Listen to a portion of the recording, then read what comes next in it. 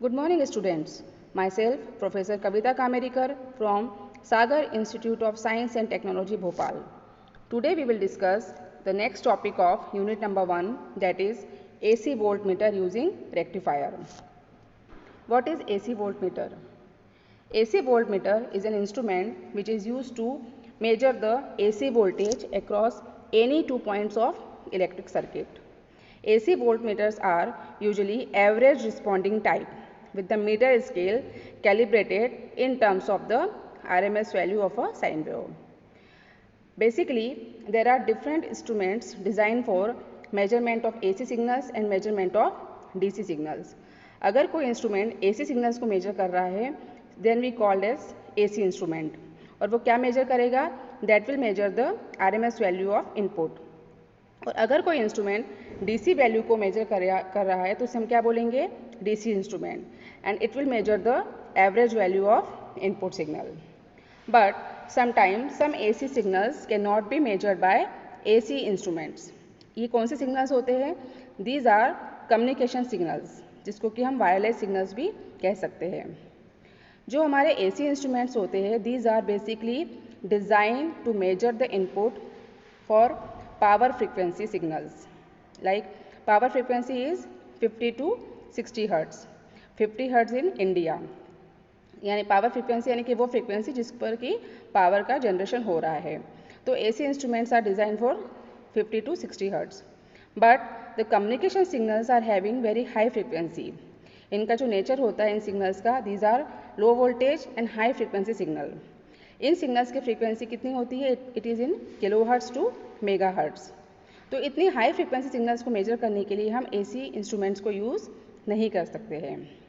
इसीलिए यहाँ पर हम क्या यूज़ करेंगे? We will use PMMC type instrument और permanent magnet moving coil type instrument.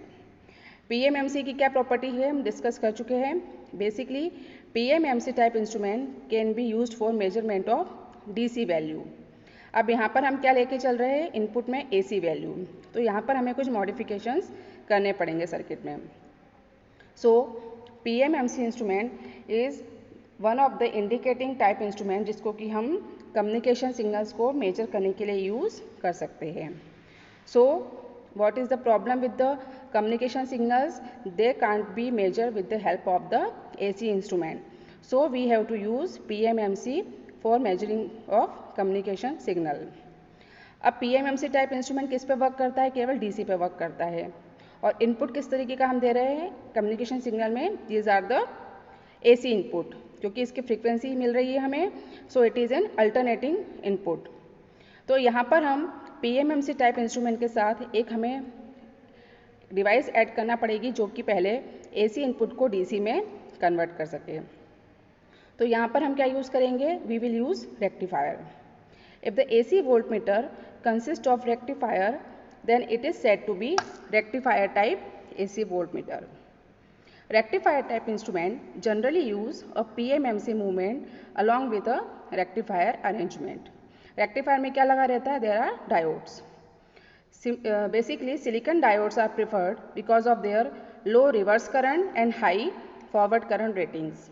So an AC voltmeter circuit consisting of a multiplier resistance, a rectifier and a PMMC movement or a PMMC meter.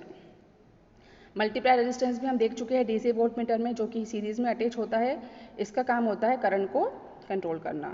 तो अगर हम AC voltmeter design करना चाह रहे हैं for communication signal, so we have to use rectifier with it. Rectifier type AC voltmeter. As the DC voltmeter measure only DC voltage, so if we want to use it for measuring AC voltage, तो हमें क्या करना पड़ेगा? We have to convert first step AC voltage signal into a DC voltage signal by using a rectifier, and then the second step is measure the DC value or the average value of the rectifier output signal. जैसा कि हमने अभी discuss किया है, जो DC instruments होते हैं वो हमें कौन सी वैल्यू देते हैं? एवरेज वैल्यू या DC वैल्यू. तो PMMC मीटर से हमें जो वैल्यू मिलेगी that will be the average value. Rectifier type AC voltmeter can be design by including the rectifier circuit to the basic DC voltmeter. अब कितने टाइप के rectifiers होते हैं? There are 2 types of rectifier type AC voltmeter. जितने type के rectifiers होंगे उतने type के ही हम AC वोल्टमीटर बना सकते हैं। So first is AC voltmeter using half wave rectifier and the second is AC voltmeter using full wave rectifier. First one is AC voltmeter using half wave rectifier. The PMMC meter movement only responds to the average value or DC value of the current through the moving coil that we have discussed earlier also. So in order to measure alternating current or alternating voltage with PMMC meter, the alternating signal need to be rectified first by using diode rectifier to produce unidirectional current flow. जैसा कि हम यहाँ diagram में देख सकते हैं, जो भी इनपुट वोल्टेज है वो AC वोल्टेज है। हमें इसमें से क्या मेजर करना है? We have to measure the value of input voltage. So with the help of the half wave rectifier, this AC input voltage is converted into DC voltage. Half wave rectifier का output कहाँ connect हो रहा है? It is connected to the DC voltmeter. DC voltmeter basically क्या है? It consist of a multiplier resistance and a PMMC meter. So half wave rectifier output is connected to the input of DC voltmeter. अब DC voltmeter में क्या लगा हुआ है? There is a PMMC meter. तो PMMC meter से हमें क्या मिलेगा? We will get the output in terms of average value of input voltage. So it is the basic concept of AC voltmeter using half wave rectifier. We will discuss the working of half wave rectifier here. As we can see from the circuit diagram, there is a diode attached here, one multiplier resistance RSE and one PMMC meter or PMMC galvanometer is connected here. अब यहाँ पर आप देखिए कि input voltage किस type का है? Sinusoidal input voltage. It means it is AC signal. इस AC सिग्नल को हम डायोड से किस में कन्वर्ट करेंगे? DC में। डायोड किस तरीके से वर्क करेगा यहाँ पर हाफ वेव रेक्टिफायर में?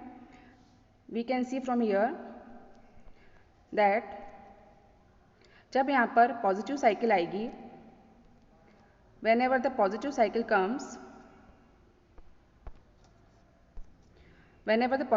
comes, the diode will become forward bias as the positive is connected with the P and negative is connected with the N. जैसे diode forward bias होगा, it will become short, there will be no voltage drop across it and the complete voltage will be appear across the output.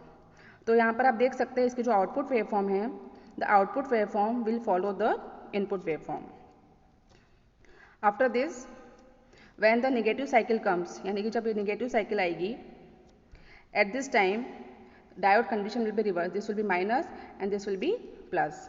तो जब ये minus हो जाएगा, then it becomes reverse bias, यानी कि यहाँ पर पोलरिटी क्या हो जाएगी? माइनस, यहाँ पे पोलरिटी क्या हो जाएगी? प्लस। और डायोड कैसा लगा हुआ है? P और N. So P will be connected to the minus and N will be connected to the plus. So diode becomes reverse bias. अब जैसे डायोड रिवर्स बायस होगा, इट बिकम्स ओपन सर्किट। इसका resistance बहुत high हो जाएगा।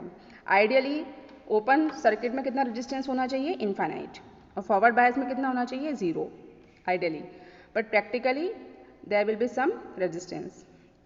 तो जैसे ही यहाँ पर ओपन सर्किट होगा, इस डायोड का रेजिस्टेंस बहुत हाई हो जाएगा and it becomes open circuit.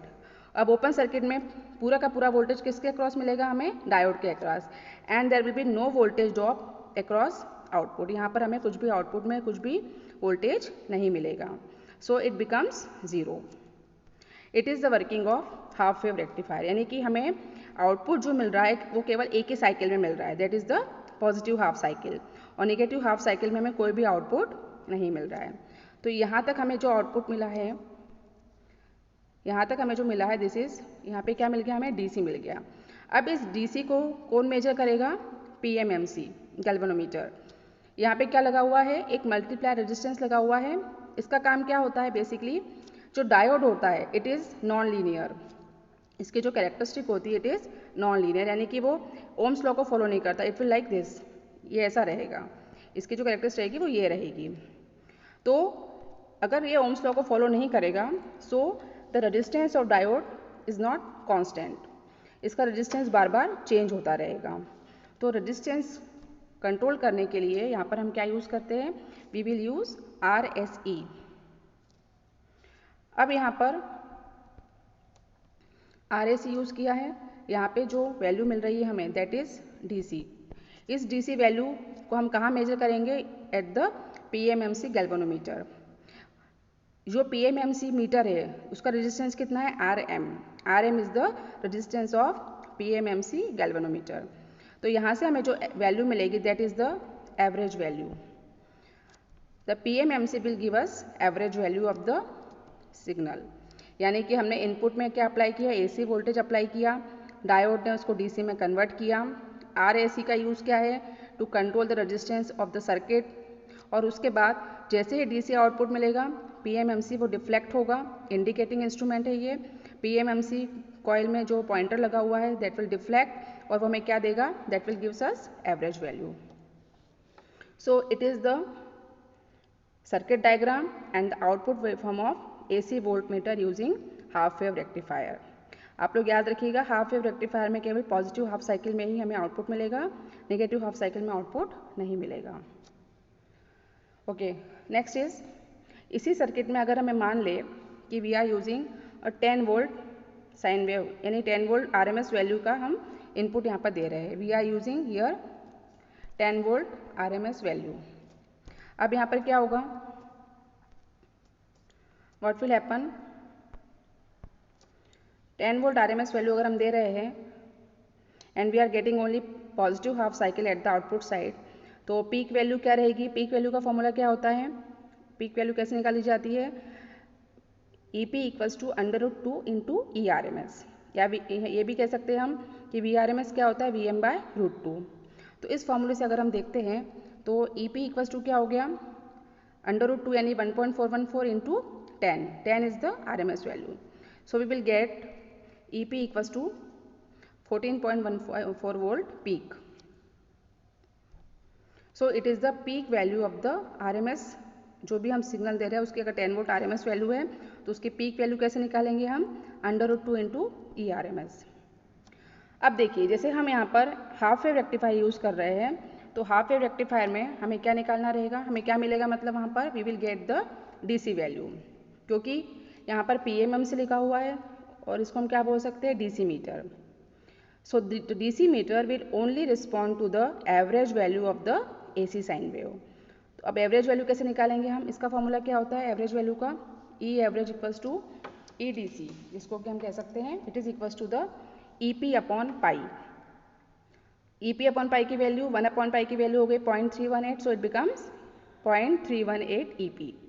और हम पहले देख चुके हैं कि EP क्या है, EP is equals to √2 into ERMS। तो अगर हम इसमें वैल्यू पुट कर देंगे तो हमें क्या मिल जाएगा यहाँ से, EDC equals to 0.45 into ERMS। So we can say that जो EDC है, EDC equals to 0.45 into ERMS। It is very important term here. Basically यहाँ पे हो क्या रहा है, हमें जो PMMC मीटर से जो हमें वैल्यू मिलेगी वो कौन सी वैल्यू मिलेगी, DC value, and it is equals to the 0.45 times of the RMS value of input.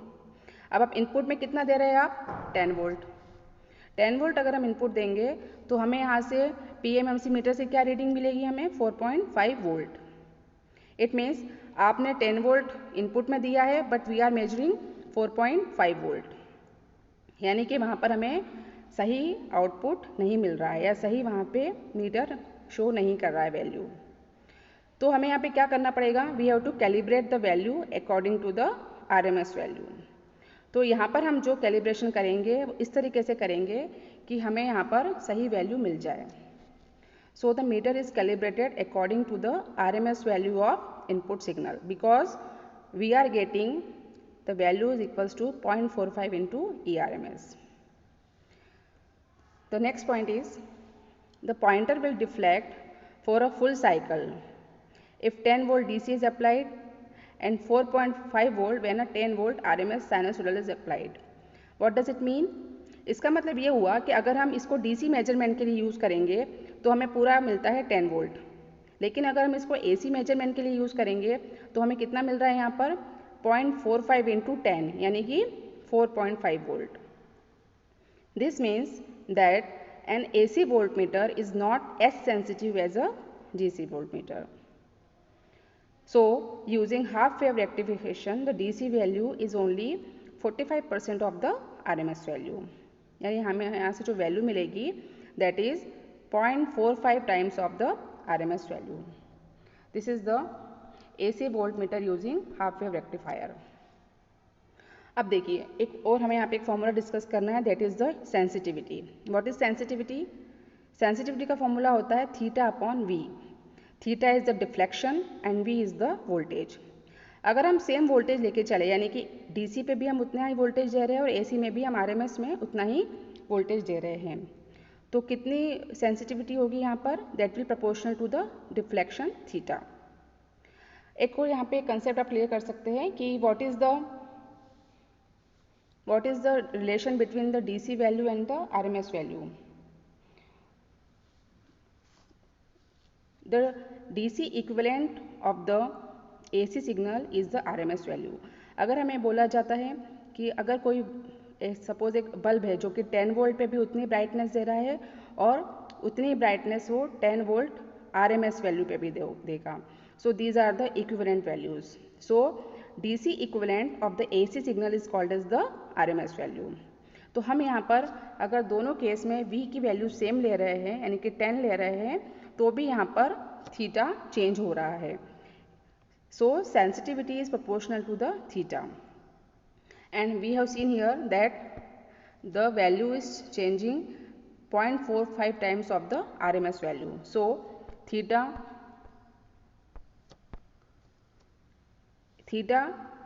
AC equals to 0.45 of theta DC यानी कि जो AC की वैल्यू होनी चाहिए थी that is equals to the 0.45 into theta DC.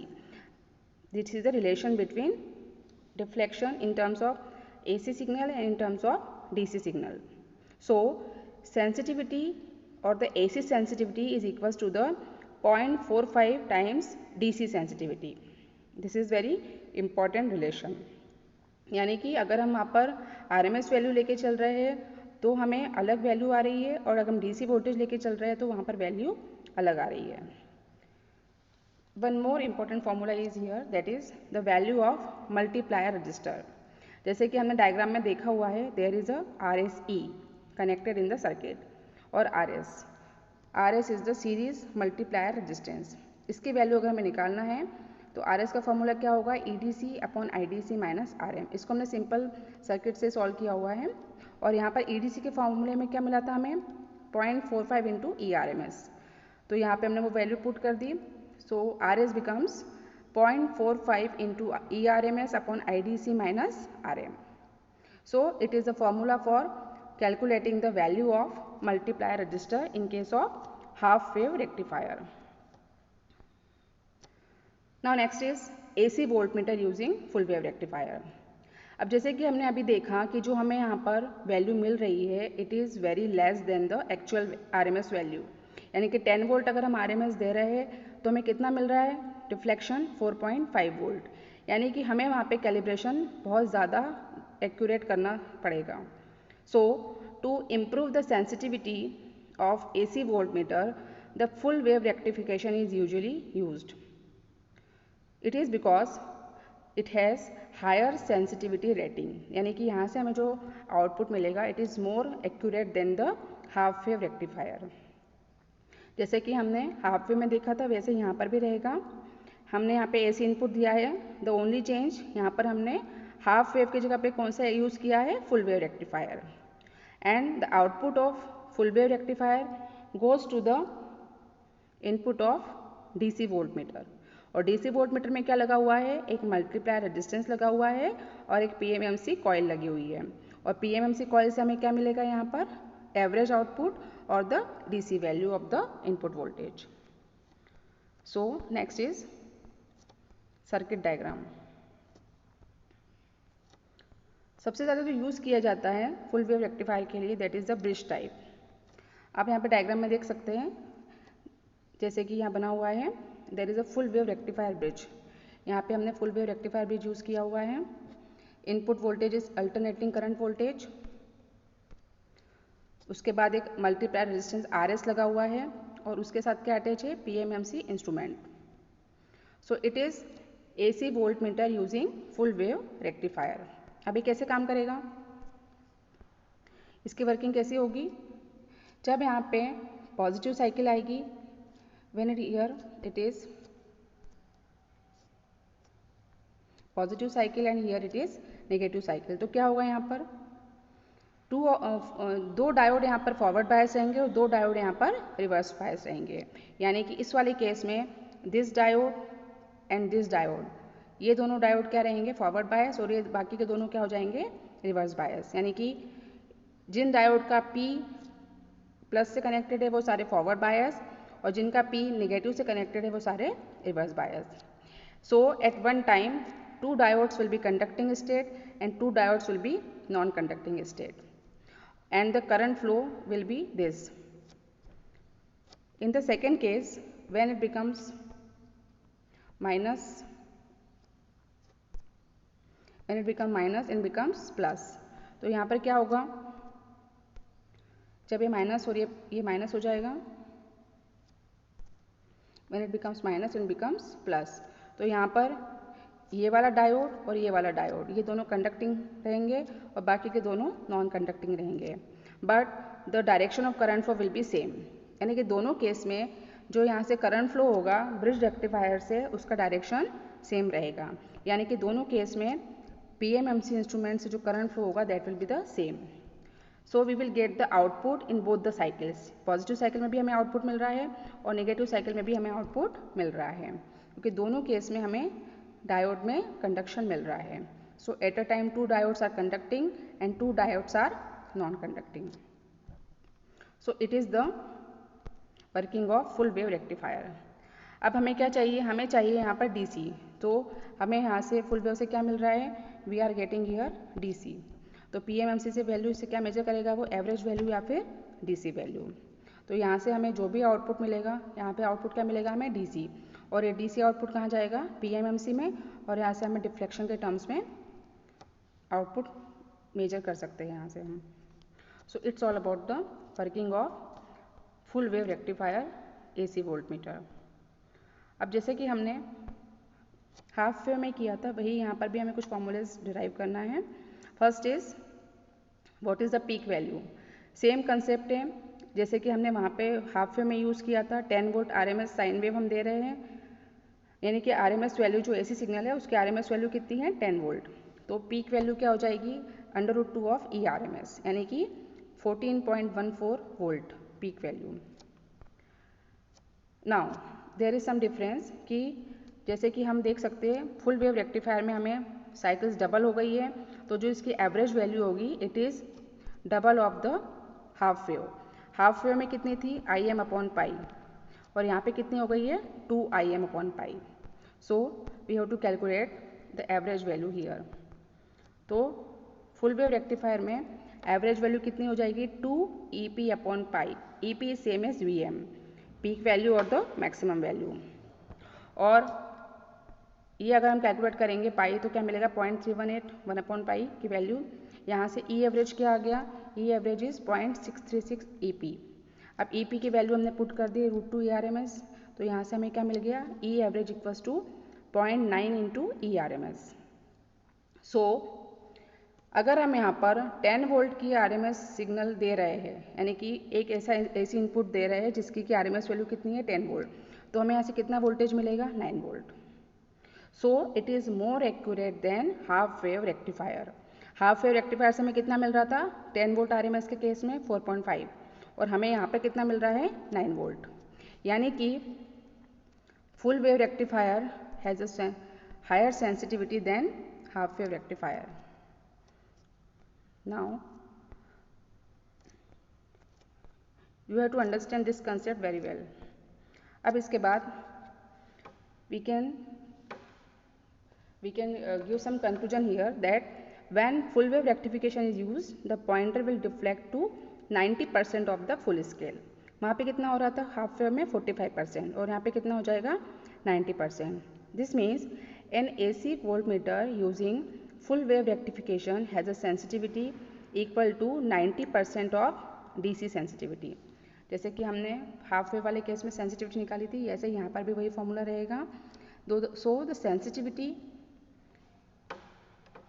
of the full wave rectifier is 0.9 times of DC sensitivity, or we can say that full wave rectifier has twice the sensitivity of a circuit using half wave rectification. So it is more accurate than half wave rectifier. Next is value of multiplier resistor. Same formula है जैसा कि हमने half way में use किया था. RS equals to EDC upon IDC minus RM. अब यहाँ पर आप देखिए कि EDC की वैल्यू क्या हो जाएगी 0.9 इंटू ERMS, क्योंकि यहाँ पर फॉर्मूले में क्या निकला था 0.9 इंटू ERMS, तो हमने यहाँ पे वैल्यू पुट कर दी.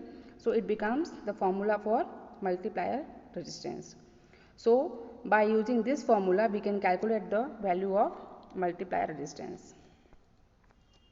RS equals to 0.9 into ERMS upon IDC minus RM, where IDC is the average value, ERMS is the RMS value of the input signal, and RM is the resistance of the PMMC meter. Next is the factors which affect the performance of rectifier type instrument. There is some general discussion about the rectifier type instrument कि कौन कौन से factors होते हैं जो कि इसके performance को इफेक्ट करते हैं, क्या क्या इसमें डिफरेंट है from AC instruments. Rectifier type of instruments is calibrated in terms of the root mean square values of sinusoidal wave of voltage and current. यहाँ पर हम जो भी कैलिब्रेशन करेंगे वो किस टर्म में करते हैं RMS value of sinusoidal wave जो कि इनपुट में हम दे रहे हैं. The problem is that the input waveform may or may not have some form factor on which the scale of this meter is calibrated. Basically यहाँ पर हम जो कैलिब्रेशन के लिए यूज़ करते हैं उसका फॉर्मूला ये होता है कि हम जो भी एवरेज वैल्यू आ रही है, जो DC वैल्यू आ रही है, उस DC वैल्यू को हम उसके फॉर्म फैक्टर से मल्टीप्लाई करते हैं. And what is form factor? The form factor का फॉर्मूला क्या रहता है? The form factor is equals to RMS upon average. Form factor equals to क्या होता है? RMS value upon average value. Form factor is the shape of the input. जो भी हम इनपुट में दे रहे हैं उसके शेप के हिसाब से उसका फॉर्म फैक्टर डिसाइड होता है. अब अगर हम DC मेजर करेंगे, if you are measuring DC, तो कैलिब्रेशन कैसे होगा? जो भी एवरेज वैल्यू मिल रही है या जो DC वैल्यू मिल रही है इसको हम उसके फॉर्म फैक्टर से मल्टीप्लाई करेंगे, और फॉर्म फैक्टर क्या होगा? RMS अपॉन DC और एवरेज. तो यहाँ से ये दोनों कैंसिल होकर हमें क्या देंगे? That will give us the RMS value. तो यानी कि अगर हम जो भी हमें आउटपुट मिला है PMMC से उसको अगर हम कैलिब्रेट करेंगे विथ फॉर्म फैक्टर तो हमें क्या मिलेगी value? We will get the RMS value. But the problem is that कि सारे जितने भी हम इनपुट दे रहे हैं सभी के फॉर्म फैक्टर्स अलग अलग रहेंगे. साइन वेव का फॉर्म फैक्टर अलग रहेगा, ट्रायंगुलर का फॉर्म फैक्टर अलग रहेगा, स्क्वायर का फॉर्म फैक्टर अलग रहेगा. तो इस तरीके से हमें कैलिब्रेशन के लिए वहाँ पे बार बार चेंजेस करना पड़ेंगे. So this is the problem with the rectifier type instrument, क्योंकि हमें फॉर्म फैक्टर पे यहाँ पे कैलिब्रेशन करना है. There may be some error due to the rectifier circuit as resistance of the rectifier bridge circuit is not included. यहाँ पे जैसे कि हमने डायोड यूज़ किया है और उसका रेजिस्टेंस हमने माना हुआ है कि अभी नहीं है, लेकिन वहाँ पे कोई ना कोई रेजिस्टेंस उसका रहेगा. So the non linear characteristic of the diode में distort the current and voltage waveform. जैसे कि हमने अभी डिस्कस किया था कि डायोड कैसा रहता है? नॉन लीनियर, तो उसकी जो रेजिस्टेंस होगा फिक्स नहीं रहेगा, और अगर उसमें चेंजेस होंगे तो करंट और वोल्टेज भी चेंज होगा. Next is there may be variation in the temperature due to which the electrical resistance of the bridge change. So, to compensate this kind of error, multiplier resistor with high temperature coefficient has to be used. यहाँ पर हम जो register use करते हैं multiplier register, उसको हम इसीलिए use करते हैं कि हम जो सर्किट है उसका रेजिस्टेंस कंट्रोल कर सकें. Next is effect of capacitance of bridge rectifier. Bridge rectifier has imperfect capacitance. Due to this, it bypass the high frequency currents. Hence, there is a decrement in the reading. यानी कि ये DC हमें चाहिए rectifier से, लेकिन अगर high frequency कोई पास करेगा तो हमें क्या मिलेगा, कुछ वहाँ पे एसी कंपोनेंट भी रहेगा। एसी कंपोनेंट मतलब वहाँ पे रिपल्स रहेंगे, जो भी आउटपुट मिलेगा there will be ripples. Ripples मतलब कि हमें मिलना चाहिए वहाँ पर, we should get DC here, जैसे कि DC is this, but we will get, हमें कैसा मिलेगा वहाँ पर output, we will get output like this. तो यहाँ पे ये जो रिपल्स हो रहे हैं, this is the variation in the, this is called as the ripples. तो ये दिस इज नॉट रिक्वायर्ड कि वहाँ पर आने चाहिए, या this should be avoided, this is undesirable. The sensitivity of rectifier type instrument is low in case of AC input voltage. जैसा कि आपने हमने देखा था, रेक्टिफायर टाइप इंस्ट्रूमेंट अगर हम यूज़ कर रहे हैं तो उसकी सेंसिटिविटी कम हो रही है, क्योंकि रेक्टिफायर टाइप से हमें क्या मिलेगा, डीसी, और उसको जब हम एसी में कन्वर्ट करते हैं तो हमें क्या मल्टीप्लाई करना पड़ेगा, हाफ वे में 0.45 और फुल वे में 0.9। तो sensitivity of rectifier type instrument is low in case of AC input voltage. अगर हम डीसी देंगे तो कोई प्रॉब्लम नहीं है, डीसी में हमें फुल डिफ्लेक्शन मिलेगा, जो भी हम इनपुट दे रहे हैं वैसा ही आउटपुट मिलेगा। लेकिन अगर हम एसी वैल्यू यूज़ कर रहे हैं तो हमें जो सेंसिटिविटी मिलेगी वो कम होकर मिलेगी। So these are the factors which affect the performance of rectifier type instruments. Next is the advantages of rectifier type instruments. First is the accuracy of rectifier type instrument is about 5% under normal operating condition, यानी इतनी accuracy हमें वहाँ पर मिल जाती है। Next is the frequency range of operation can be extended to high value। जैसे कि हमने डिस्कस किया था, हम यहाँ पर ये क्यों यूज़ कर रहे हैं, for measurement of high frequency communication signal. तो यहाँ पर हम फ्रिक्वेंसी रेंज को एक्सटेंड कर सकते हैं to a very high value. They have uniform scale on the meter. जैसा कि हमने पीएमएमसी के लेक्चर में डिस्कस किया था कि पीएमएमसी और मूविंग आयरन में क्या डिफरेंस होता है। पीएमएमसी का जो मीटर होता है या जो इसका स्केल होता है दैट इज़ यूनिफॉर्म, और जो मूविंग आयरन होता है उसका जो स्केल होता है वो नॉन यूनिफॉर्म होता है। तो नॉन यूनिफॉर्म होने से वहाँ थोड़े वेरिएशंस हमें मिल सकते हैं, but we are using PMMC in case of rectifier type of instrument, so it has uniform scale on the meter. Next is they have low operating value of current and voltage. यहाँ पर जो हम use कर रहे हैं उसका loading effect कम रहेगा rectifier के कारण, तो यहाँ पर हम कम वोल्टेज और कम करंट में भी काम कर सकते हैं। So it's all about AC volt meter using half wave rectifier and full wave rectifier. जैसे कि हमने डिस्कस किया, हाफ वेव रेक्टिफायर में हमें जो आउटपुट मिलेगा that is the DC output and it is approximately 0.45 times of RMS value of AC input voltage. And in case of full wave rectifier, we get the output that is DC is approximately 0.9 times of the RMS value of input signal. So it is better to use full wave rectifier in AC voltmeter instead of half wave rectifier. So it's all about this topic. Thank you very much.